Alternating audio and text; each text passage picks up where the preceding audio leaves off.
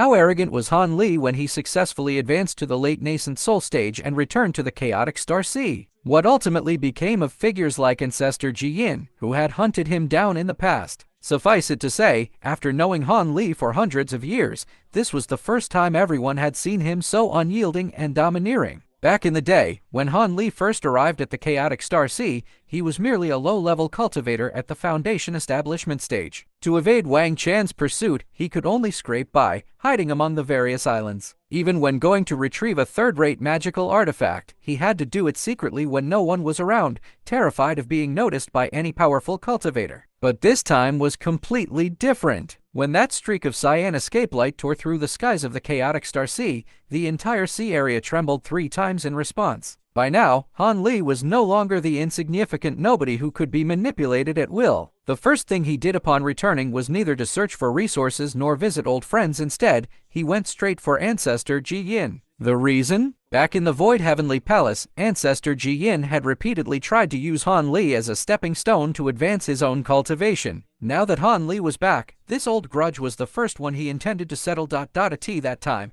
Ancestor Ji Yin was harassing Xianxia, still regarding himself as the local tyrant of these waters, believing no one dared to provoke him. Unexpectedly, Han Li shattered the stone door and burst in. At first, Ancestor Ji Yin didn't react, but when he realized who it was, he grew ecstatic, still seeing Han Li as the weakling he could bully at will. He immediately summoned his black python and his life-bound blood saber, determined to reclaim the Void Heavenly Cauldron. However, when he used his spiritual sense to probe Han Li's cultivation realm, cold sweat nearly soaked his robes. The Han Li before him was already a great cultivator at the late nascent soul stage. What followed was a one-sided crushing. Ancestor Ji Yin was forced to use his trump card, Heavenly Capital in Flames, but against Han Li's Azure Ice Flame, this move was utterly worthless. As soon as the Azure Ice Flame appeared, the Heavenly Capital in Flames was instantly frozen, turning into a harmless ice sculpture. Throughout the fight, Han Li said few unnecessary words. Every move targeted Ancestor Ji Yin's fatal weaknesses, giving his opponent no chance to catch his breath. Later, Xianxia's nascent soul begged Han Li for mercy, offering to hand over the demonic transformation art in exchange for the chance to devour Ancestor Ji Yin alive. Han Li agreed without hesitation. In this way, Xianxia, driven by revenge, swallowed Ancestor Ji Yin's nascent soul whole, condemning him to the destruction of both body and spirit. After dealing with Ancestor Ji Yin, the second thing Han Li did was seek out true person Xianxia to settle another old score. Years ago, when Han Li was still a core formation stage cultivator,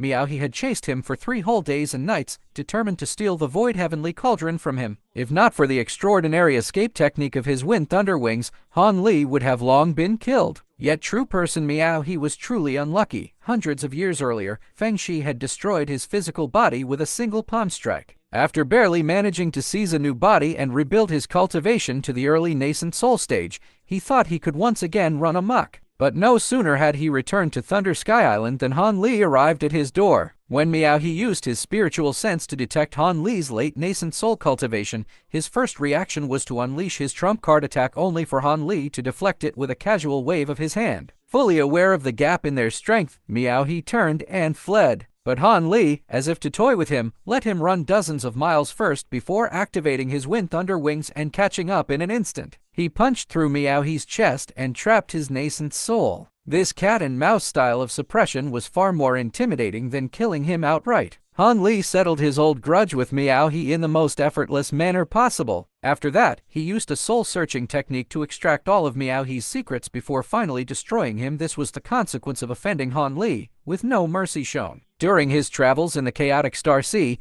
Han Li also happened to meet an old acquaintance, Lin Yeling. The two had crossed paths years earlier in Xianxia City. Seeing that Han Li had now become a great late nascent soul cultivator, Lin Yeling was both shocked and delighted. Realizing how unfathomable his strength was, she took the initiative to offer to introduce him to her parents, the twin sages of the Star Palace. It's worth noting that the Star Palace was one of the top powers in the chaotic Star Sea, and the twin sages were renowned late nascent soul experts. Ordinary cultivators could barely hope to meet them even once. But with his current strength, Han Li was able to secure an audience with the twin sages smoothly. When they met, there was no unnecessary small talk, they got straight to the point. The twin sages. well aware of Han Li's power and the undercurrents roiling in the chaotic Starsea's power structure, took the initiative to propose a deal. They would gift Han Li the Origin Magnet Divine Light, the #1 cultivation technique in the chaotic Starsea, and the Origin Magnet Divine Mountain. In return, Han Li would promise to help the Star Palace 3 times when it faced life or death crises in the future. Han Li, ever meticulous, weighed the pros and cons and decided the deal was not a loss. He would gain a top-tier technique to aid his cultivation and establish a connection with a major force like the Star Palace. Thus, he agreed readily. Little did Han Li know at the time that the Origin Magnet Divine Light was practically tailor-made for him. Its importance was no less than that of his little green vial. This was an unparalleled opportunity that would later allow him to advance to the spirit transformation stage and even dominate the spirit world. In addition to avenging his past grievances and striking the deal with the Star Palace, Han Li also hunted down the Golden Flood Dragon King to complete his 5-element spiritual roots, laying the groundwork for his future advancement to the spirit transformation stage. During this time, he encountered his old enemy Feng Shi. When Feng Shi saw how bold and unrestrained Han Li still was, he thought he would finally get a chance to reclaim the Wind Thunder Wings. However, Han Li killed this 9th-rank shape-shifting great demon with just 2 moves. After this battle, Han Li not only obtained rare resources like dragon scale fruits and tree crystals, but also claimed Feng Shi's thunder attribute demon core and bones. In truth, Han Li's dominance was never the loud, brash kind of arrogance. It was the accumulation of 100 years, finally unleashed. Before forming his nascent soul, he could bide his time patiently, watching others fight over resources from the sidelines and never acting unless absolutely necessary. Ancestor Ji Yin's greed and Feng Shi's underestimation of Han Li all stemmed from their failure to see through him. In the world of cultivation, the most terrifying figures are never those who shout about dominating everything every day. They are the ones like Han Li, who silently gather strength and determine the outcome with a single move. Han Li's return to the chaotic Starsea this time not only avenged his past wrongs but also struck a crucial deal with the Star Palace, quietly reshaping the region's power dynamics. Those who looked down on him in the past now dare not even mention his name without caution. Once, he had to hide his identity as Li Fei Yu. Now, he was known throughout the chaotic Starsea as Han the Demon, a name that inspired fear and respect.